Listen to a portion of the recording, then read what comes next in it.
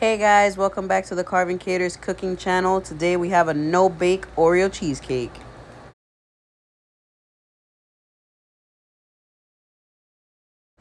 As always, we have our ingredients laid out for you guys, and you guys can find that down below in the description box along with the recipe guideline.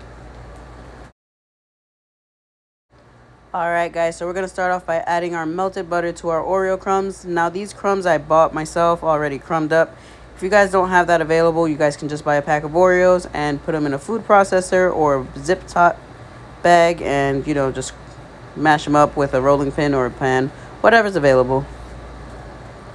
Alright, so I adjusted the recipe down below for you guys, but if you notice my mixture was a little bit too wet, so I ended up adding another third of a cup of Oreo crumbs to it just to even it out so it's not as greasy.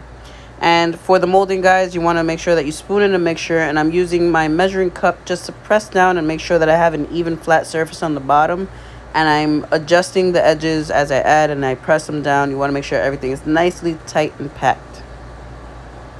Alright guys, and once we're done packing those down, we want to just pop them in the fridge for about 20 to 30 minutes. The longer the better. As those crusts cool, what we're going to do is take 2 tablespoons of cold milk and add our gelatin to it just to begin the blooming process.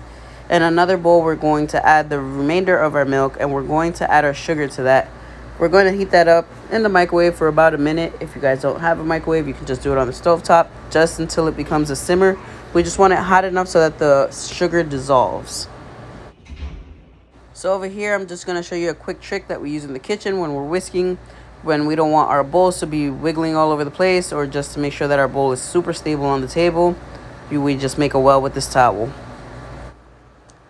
So once our gelatin has bloomed, this is what it looks like. It looks a lot like mashed potatoes, but it does not smell like it. We're going to add our milk and sugar concoction to this mix. I'm just giving it one stir over and make sure that all of our sugar has dissolved well enough. And we're going to put that in the bowl.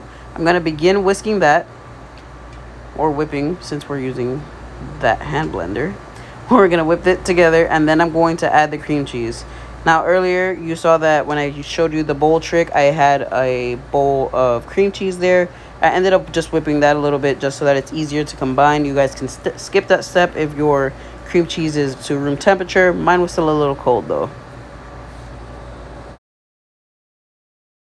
Alright, once you whip everything together, you want to give it a taste to see if you need to adjust with sugar or, lighten it up. For me personally, for any cheesecake, I like adding a little bit of lemon zest and lemon juice just to brighten up the flavors and to cut through some of that richness. The acid works great and it gives it a nice light touch. But if you guys want, you can totally skip this process if you're into that richness.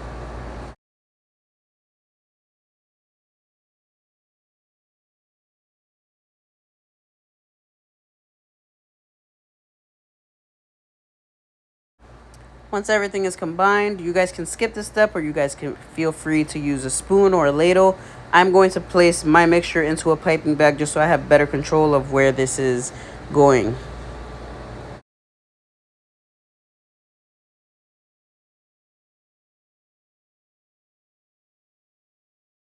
So here we are, and I'm just piping the mixture into my little Oreo crust.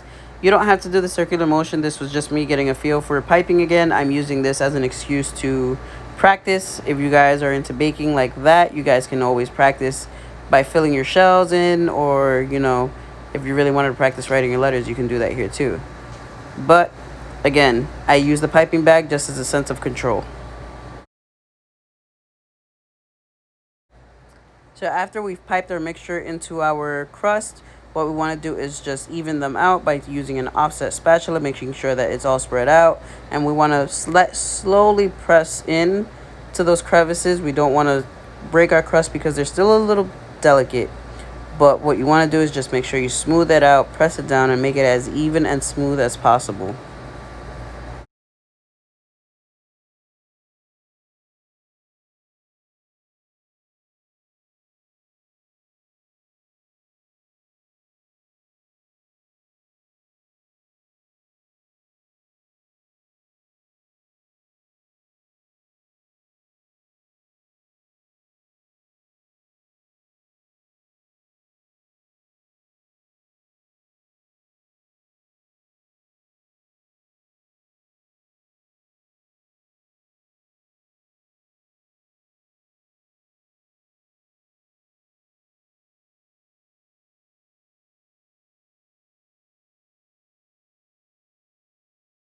Once you're done spreading them, you guys can just garnish it. I decided to use some Oreo minis to top them off along with some Oreo crumbs.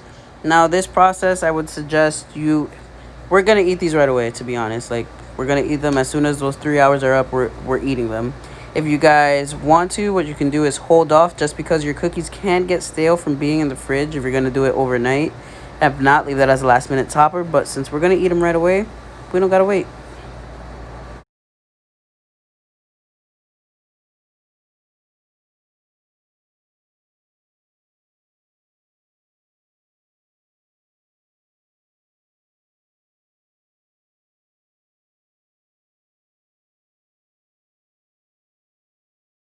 And after 3 hours, you guys are ready to enjoy it. I hope you guys enjoyed this video, and if you did, don't forget to hit like and subscribe. And if you guys would like to interact with me and see more content, you can always follow me on Instagram or hit the comment box. Thank you guys.